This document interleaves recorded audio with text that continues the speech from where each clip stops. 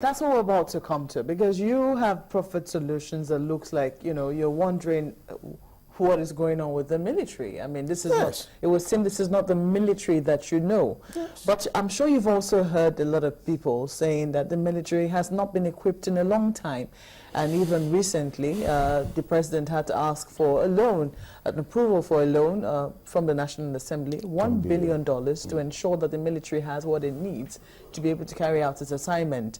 What are your thoughts on the capacity of the military? The military that I knew have enough capability to take on not just the northeastern part of the country, to take on a whole country. And how do you do that? The truth of the case is that we have a fundamental problem in Nigeria.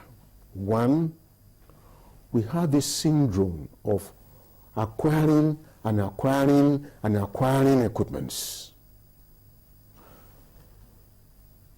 I think it was President Obasanjo that first pointed out the fact that we need to draw our attention to the lack of maintenance that is becoming a culture in our country. By the time I left the military, we had enough to be able to face this type of problem that we're talking about. But that notwithstanding, at the moment, because I left now about 15 years ago, a number of things might have gone but in all sincerity, I believe that if the president of the country asked for 10 billion to purchase new equipments, I don't think anybody who has a right frame of mind for what security means should have questioned him. But those who probably, the parliament that he gave the proposal to, I think they have the supervising authority, the supervising responsibility to even monitor and ensure that the money was properly spent. If the president said he wanted $10 billion, why not give it to him? Because the implication is that when you do not give anything to anybody or whatever is demanded, you will have very little reason to demand service. If right now we are getting stories, very, very disturbing stories that even Boko Haram is better equipped than the Nigerian army, I feel ashamed. And I believe a lot of retired military officers will feel ashamed. What is the problem? Somebody somewhere needs to address this.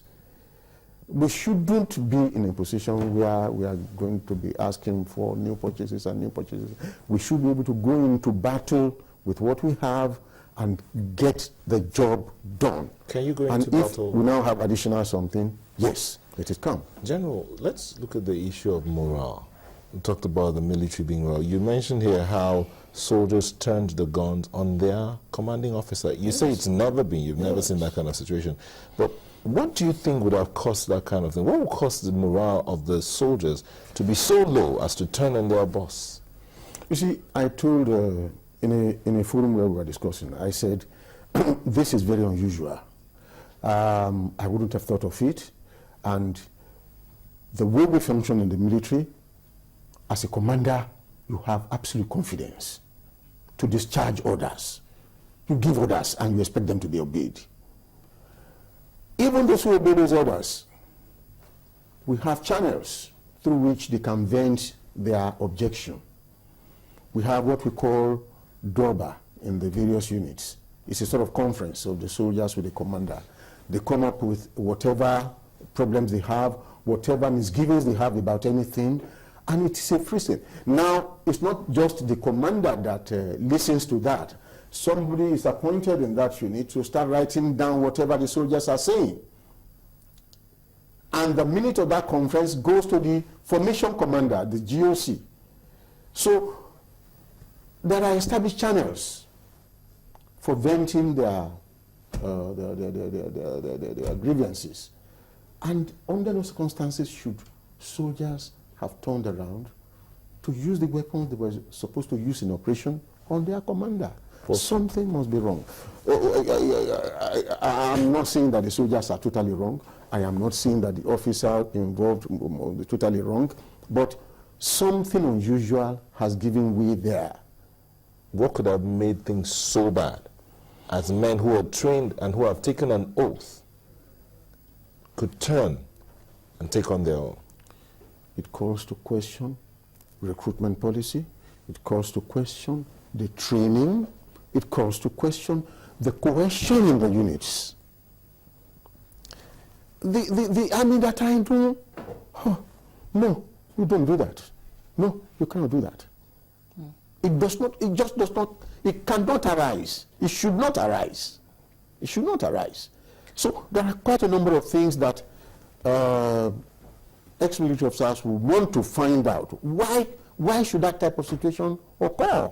Should ex-military officers be brought in to help in this situation now? Because some people have said, reach out to them, let them come in and bring in their expertise and experience. Do you think that's a good way to go?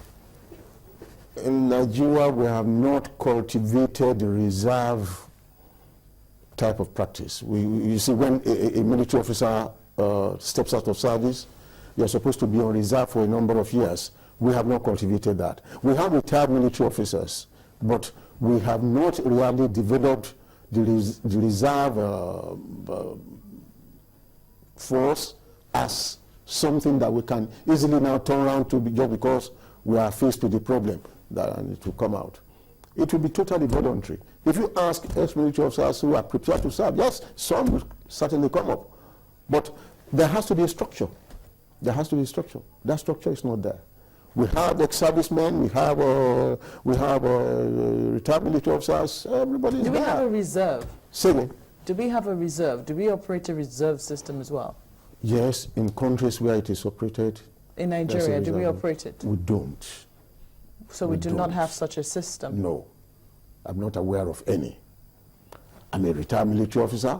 I know I'm drawing pension, but is there a list anywhere to see my specialty and things like that, and what do you expect that I should be able to do if you're going to call the reserve? No, I don't think so. Just quickly though, let us attack this particular issue. In the last 2 days, the Senate has been meeting on whether or not, the state of emergency should be extended in the 3 northeastern states. The President had asked for the emergency rule to be extended in agreement with the Security Council, but it would seem that it's getting rather tough. It's never been this tough before. They're going to be meeting again today.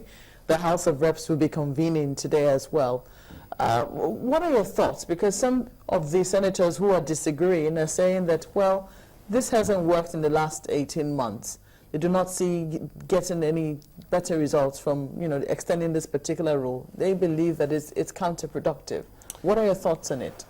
First, my impression is that the President asked for an extension because the problem that the emergency was supposed to solve has not been solved. In fact, rather than get solved, it's getting worse. That's number one. Number two, the politicians that are airing their views, I would have loved to ask them, what have you lost by the declaration of emergency in terms of your political power or your political clout? If you've lost nothing, because declaration of a state of emergency means removing the democratically elected government and appointing somebody you think is competent to run the government of the state. That has not happened here.